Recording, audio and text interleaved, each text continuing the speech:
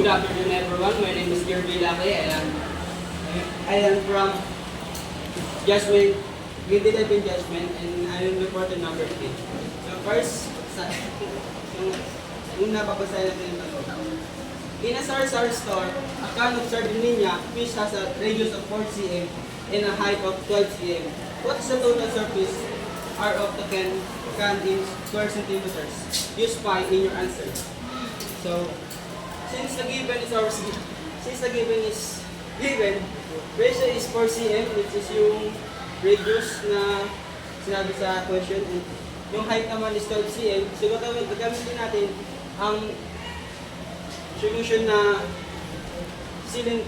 cylinder equation. So, the cylinder equation is SA equals to 2 pi radius, which is yung radius natin ng 4 cm, square root of 2 plus 2 pi, tapos yung radius ulit, times height, which is yung 12. So, 2 pi. So, copy natin yung 2 pi, tapos i-times natin si 4 ng dalawang beses. So, 4 times 4 is equals to 16.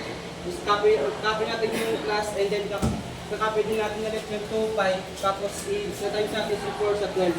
If 4 times 12 equals to 48. So, then nakuha na natin yung sagot sa taas.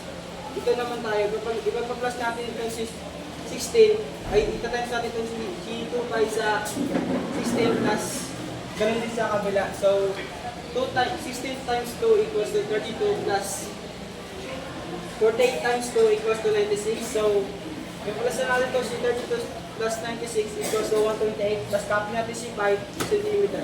So, let's proceed to number 6.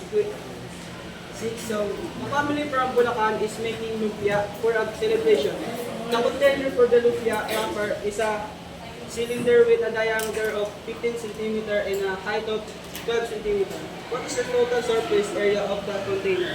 Use pi in your answer. So, again, hindi natin nakuha si ratio dahil ang binigay sa atin is si diameter. So, ang gagawin natin para makuha natin si ratio, di-divide natin si diameter sa 2.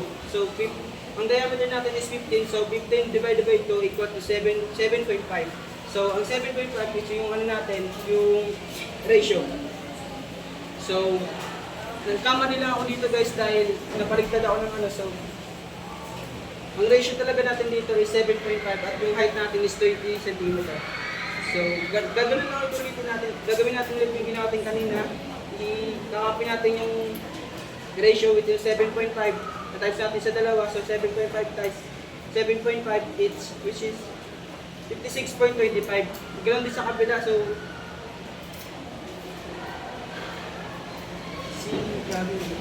so 7.5 times 20, 150. So, kakopy natin ulit si 2 pi, 56.